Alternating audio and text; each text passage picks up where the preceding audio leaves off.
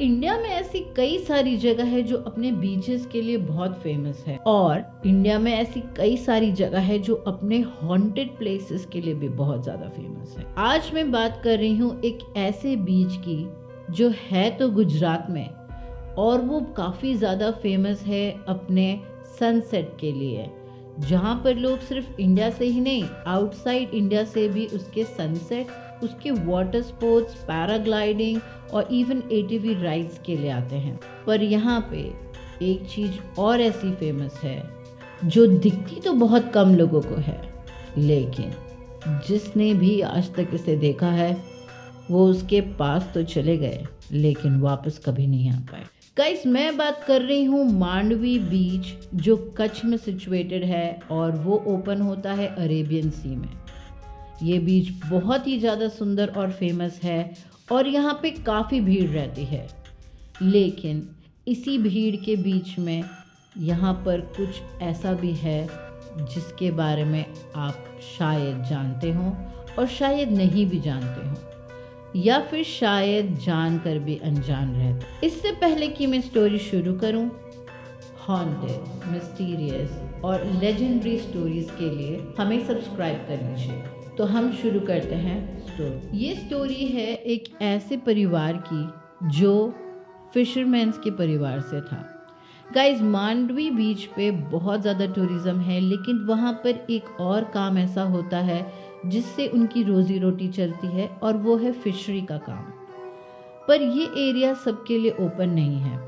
वहाँ पर बोट्स रखी जाती है और ये काम शुरू होता है अर्ली मॉर्निंग, करीब सुबह 2 से 3 बजे तक, और सुबह होने से पहले, सूरज निकलने से पहले इनका सारा काम खत्म हो जाता है। आज की स्टोरी इतनी हॉन्टेड होने वाली है, इतनी डरावनी होने वाली है कि शायद आप कई रातों तक सो नहीं पाओगे। मैं बात कर रही हूँ एक 19-20 वर्षीय युवक की जिसका नाम था माधव। वो अपने माँ बाप के साथ पास में ही रहता था और उनकी भी एक बोट थी, वो फिशरी का काम करते थे। अब दिन में तो सारा काम उसके पापा संभाल लेते थे, लेकिन माधव रात को अंधेरे होने के बाद ही अपने बोट पर चला जाता था, वहाँ अपनी बोट की रखवाली करने को और अर्ली मॉर्निंग अपना काम शुरू करने को। यूजुअली वहाँ पे बहुत सारे युवक उसी के एज के या थोड़े छोटे बड़े अपनी अपनी बोट का ध्यान रखने आते थे। एक रात की बात है जब माधव अपने डेली रूटीन की तरह बोट पर गया। उस वक्त कोई और फ्रेंड्स उसके साथ में थे नहीं, बाकी जो बोट्स पे रहते हैं वो इधर उधर थे या उस वक्त तक पहुँचे नहीं थे। अब माधव रोज की तरह वहाँ बैठा अपना टाइम पास कर रहा था, अपने फ़ोन में बिजी था। तभी अचानक से माधव को किसी औरत की चीखने की आवाज़ आई। वो आवाज़ ऐसी थी जैसे वो उसको बुला रही है या कुछ आवाज़ लगा रही है, पर माधव को बहुत ही क्लियर सुनाई दे रहा था कि किसी औरत की आवाज़ आ रही है। माधव जल्दी से उठा और वो सी की तरफ देखने लगा। समुद्र में उसे आवाज गूंजती हुई सुनाई दी और दूर कहीं उसे एक औरत का बदन तक दिखा। माधव ने फटाफट अपनी बोट ऑन की और वो उस आवाज की तरफ चल पड़ा।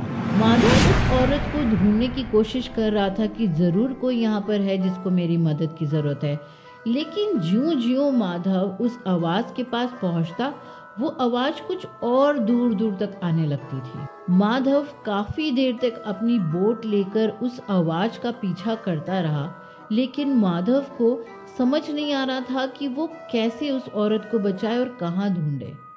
तभी दूर जाके माधव को फिर से उस औरत का बदन दिखा। बहुत क्लियर तो नहीं था, लेकिन उसको कुछ आधा बदन और उसका चेहरा दिख रहा था, जो बिल्कुल धुंधला तो था, लेकिन इतना माधव को कंफर्म था कि वहाँ कोई औरत है जिसको इसकी मदद की जरूरत है। माधव अपनी बोट को लेकर वहाँ पहुँचा। तब माधव को रियलाइज हुआ कि इस आवाज का पीछा करते करते माधव बहुत दूर आ चुका है। अब माधव को थोड़ा स्ट्रेस होने लगा। उसे लगा कि मुझे वापस चले जाना चाहिए, बहुत ज़्यादा अंधेरा है रात का समय है और उसके साथ कोई था भी नहीं। माधव जैसे तैसे अपनी बोट को वापस लेकर कोई एक किनारे तक पहुंचा, लेकिन तब तक सुबह हो चुकी थी। माधव ने अपनी बोट साइड लगाई और चलता फिरता मुश्किल से अपने घर तक पहुंचा। घर पहुंचकर माधव ने अपने माँ बाप से सारी कहानी बयान की कि कैसे वो बैठा हुआ था और कैसे उसे किसी औरत का चीखना सुनाई दिया, किसी औरत की आवाज़ आई और उस औरत की मदद करने के लिए वो आगे बढ़ गया। लेकिन आगे जाते जाते वो इतना डीप सी तक चला गया था, लेकिन उसे वो औरत नहीं मिली, वो उसे बचा नहीं पाया।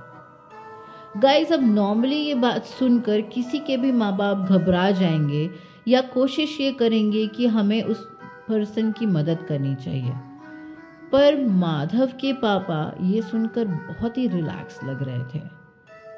उन्होंने माधव को बोला, बेटा अभी तू छोटा है, इस दुनिया में ऐसी बहुत सी चीज़ें होती है जिसके बारे में हमें पता तक नहीं होता। अगर भगवान ने हम जैसे इंसानों को बनाया है जो ज़मीन पर चलते हैं, तो भगवान ने सी में भी इतने क्रिएचर्स इस तरह से बनाए हैं जिनके बारे में अभी हमें पता तक नहीं है। गाइस, सोचिए ना, अगर हमारे जैसे अर्थ पे चलने वाले क्रिएचर्स हैं और इतने सारे वियर्ड क्रिएचर्स पानी के समुद्र के अंदर हैं, तो क्या आपको ऐसा नहीं लगता कि हमारे जैसे क्या पता पानी के अंदर रहने वाले भी क्रिएचर्स हों? माधव ये बात सुनकर बिल्कुल सरप्राइज्ड और एकदम लॉस्ट लग रहा था। माधव ने कहा, बापू आप क्या बात कर रहे हैं, मुझे कुछ समझ नहीं आ रहा। तभी माधव के पापा ने उसे बताया कि तूने जिसे देखा था वो कोई औरत नहीं बल्कि जल परी थी, जो दिखती तो आधी औरत की तरह है लेकिन होती एक तरह की मछली है।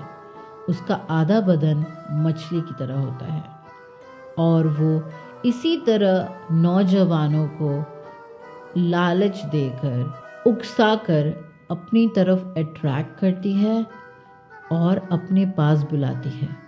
लेकिन आज तक जो भी उसके पास गया है वो बचकर कभी वापस नहीं आ पाया। गाइज, ये जल परियां जैसे आप लोग कार्टून्स और स्टोरी में सुनते हैं वैसी नहीं होती है। ये जल परियां एक तरह की क्रिएचर हैं, just like whales and sharks.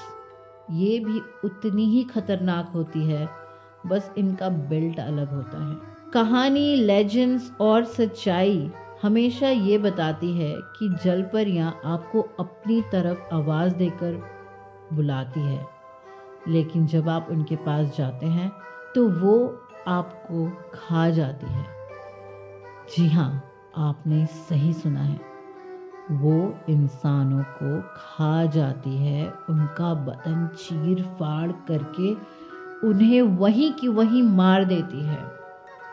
ये कोई ऐसे क्रिएचर्स नहीं हैं जो आपके फैंटेसी वर्ल्ड से आई है और आपको उनसे प्यार हो जाए या आप उनको बचा के ले आओ। असल में अगर आप देखोगे तो ये जलपरियां बहुत ही अगली दिखती है। इनका आधा बदन नंगा होता है क्योंकि इन्होंने कपड़े नहीं पहने होते हैं फॉर ऑब्वियस रीजंस। लेकिन ये बिल्कुल वैसी परियां नहीं है जो आपने अपने बचपन में कार्टून्स में और स्टोरीज में सुनी है। माधव बिल्कुल बिलीव नहीं करना चाहता था अपने बापू को और उसने बोला, अरे आप जाओ चाय पानी पियो, आप मुझे नहीं समझ में आ रहा आप क्या बोल रहे हो। ऐसा कुछ नहीं होता, ऐसा होता तो कितनी ही पिक्चरें बन चुकी होती, कितने ही न्यूज़ में आ चुका होता, कितना ही कुछ हो चुका होता। बट गाइस, क्या आपको ऐसा नहीं लगता कि शायद ये असलियत है? शायद जलपरियां होती है और शायद हमारे गवर्नमेंट्स को इनके बारे में पता भी है, क्योंकि कितनी बार जलपरियों की साइटिंग की गई है, कितनी बार देखा गया है कि जलपरियां जो किसी रीज़न से मर जाती है उसे पानी बाहर फेंक देता है बीचेस पे। बहुत जगह ऐसी पिक्चर्स अपलोड की गई है, बहुत रील्स ऐसी वायरल हुई है जहां जलपरियों को देखा गया है।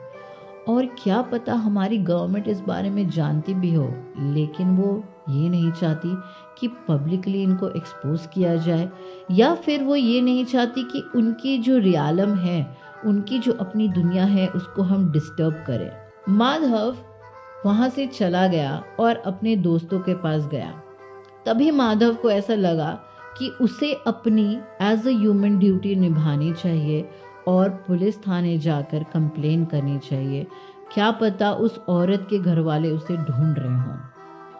माधव पुलिस स्टेशन गया और उसने सब कुछ बताया। उसने उन्हें बताया कि आपको अभी के अभी जाकर उस औरत की बॉडी सर्च करनी चाहिए, क्या पता उसके परिवार वाले उसे ढूंढ रहे हों। बाकी ये वहाँ से निकलकर माधव अपनी नॉर्मल ड्यूटी के लिए डिनर विनर करके वापस से अपनी बोट पर चला गया। पुलिस वाले ने भी सर्च वारंट लेके कुछ गोताखोरों के साथ वहाँ जाकर बॉडी सर्च करनी शुरू की और बिल्कुल समुद्र के बीचों बीच जाकर उन्हें एक बॉडी भी मिली। पर वो बॉडी किसी औरत की नहीं थी, वो बॉडी थी माधव की। माधव का बदन आधा खाया हुआ था, उसके हाथ पैर गायब थे। बॉडी को वापस लाया गया, लेकिन ये मुमकिन कैसे है दोस्तों? अभी तो माधव उनके पास जाकर कंप्लेन करके आया था और वापस अपनी रोज़मर्रा की ज़िंदगी में गया था और बोट का ध्यान रख रहा था। पर माधव की बॉडी को वापस लाया गया किनारे पे और माधव के माँ बाप को बुलाया गया। माधव के पापा को सब समझ आ गया था। जो उनके पास पहुंचा था वो उनका बेटा माधव नहीं, बल्कि माधव की आत्मा थी, और वो सिर्फ ये चाहता था कि उसका बदन उसके परिवार वालों को मिल जाए और उनका अंतिम संस्कार हो सके। माधव ने सच में किसी की चीखने की आवाज़ सुनी थी, सच में कोई बुलावा सुना था और वो उसके पीछे गया भी था। हो सकता है कि माधव को शायद ये इंट्यूशन थी कि यहाँ पे कुछ गड़बड़ है, लेकिन माधव एक नौजवान लड़का था और उसमें जोश था किसी की मदद करने का, किसी को बचाने का, और अपनी नाव लेके वो उस आवाज़ के पीछे दौड़ता गया जो उसे फॉलो नहीं करनी चाहिए थी। उसे जलपरी मिली होगी और क्या पता उसने बचने की भी कोशिश की होगी, और क्या पता माधव एक नौजवान लड़का था, क्या पता उसे समझ में नहीं आ रहा होगा आगे क्या करना चाहिए। उसी बीच वो उस जलपरी का शिकार बन गया। उस परिवार ने माधव को हमेशा के लिए खो दिया था, लेकिन माधव की स्टोरी हर एक मछुआरे के परिवार में आज भी फेमस है और हर कोई उसका एग्जाम्पल देकर अपने बच्चों को हमेशा ये समझाता है कि अगर रात में किसी की भी आवाज़, किसी भी तरह की आवाज़ अगर समुद्र से आ रही है तो उसका पीछा मत करना।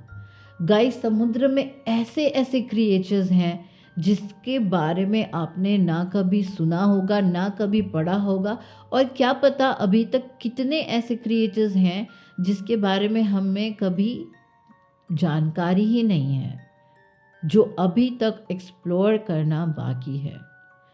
वैसी ही क्रिएचर्स हैं जलपरियां। गाइस, ये कोई मिथ नहीं है। अगर हम देखें तो ऐसे बहुत सारी वीडियोस वायरल हुई है सोशल मीडिया पे जिसमें जलपरियों को कैप्चर किया गया है। मैं आपको बताती हूँ, कुछ समय पहले इंस्टाग्राम पे एक वीडियो बहुत ज़्यादा वायरल हुई थी, इंस्टाग्राम और टिकटॉक पे, जिसमें ये एक बंदा, I think he is a European और अमेरिकन, इसने इतनी ज़्यादा रिसर्च कर रखी है जलपरियों पे कि उसकी research has literally turned out to be true. ये एक पर्सन ऐसा है जो बहुत ज़्यादा राइड्स करता है, ओशन राइड्स करता है, इसकी अपनी बोट है और काफ़ी दफ़ा इसने उन आवाज़ों को सुना है, उनको फॉलो किया है, जहाँ पे लिटरली एक ऐसी आवाज़ आती है जैसे कोई औरत उसे आवाज़ दे रही हो। शुरू में तो उसे ऐसा लगा कि ये शायद किसी डॉल्फिन, व्हेल या किसी ऐसी क्रिएचर की आवाज़ है, बट जब वो उस चीज़ के पीछे पड़ गया, जब उसने रिसर्च करना शुरू किया और काफ़ी दफ़ा वो वहाँ पर गया ओशन में, उसने मरमेड्स की साइटिंग भी की है। मैं ये वीडियो शेयर कर रही हूँ आपके साथ, जहाँ पर वो लिटरली लाइव है टिकटॉक पर, इन बिटवीन द ओशियन, और उसे मरमेड्स की आवाज़ आ रही है। और उसी के चैनल पे उसने काफ़ी मरमेड्स की पिक्चर्स भी शेयर की है। प्लीज़ देखिए।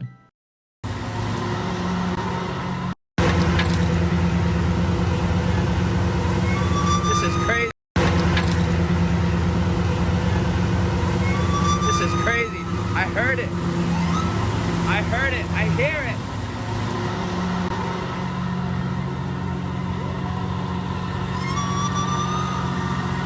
Oh my God. That's crazy. That's nuts.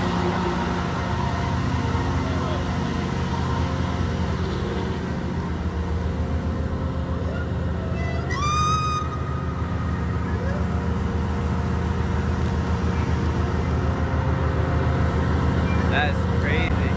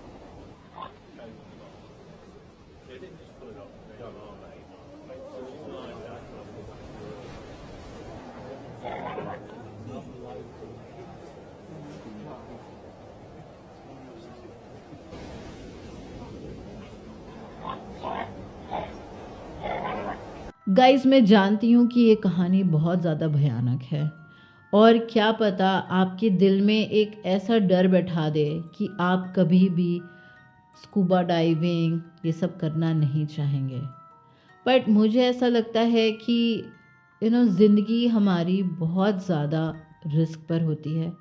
हर एक पल आपको आराम से इंजॉय करके बिताना चाहिए, लेकिन कभी कोई ऐसी जगह हो जो अनजान हो, जहाँ से आप वाकिफ़ नहीं हैं, और वहाँ पर अगर आपको कुछ ऐसी चीज़ें सुनाई दे, दिखाई दे, तो बिवेयर गाइस। उसके पीछे जाने से अच्छा है क्यूरियोसिटी किल्स। उस वक्त आपको पहले प्रिकॉशंस की ज़रूरत है। अकेले कभी ना जाएं, हमेशा कोई साथी ढूंढें, और कोशिश ये करें कि आप अपने दायरे में ही रहें। मदद करना अच्छी बात है, पर पहले अपनी मदद करें। अपने प्रिकॉशंस साफ रखें, अपने प्रिकॉशंस रेडी रखें। केयर फॉर योरसेल्फ फर्स्ट, और रति टॉक्स को सुनते रहें। Thank you so much.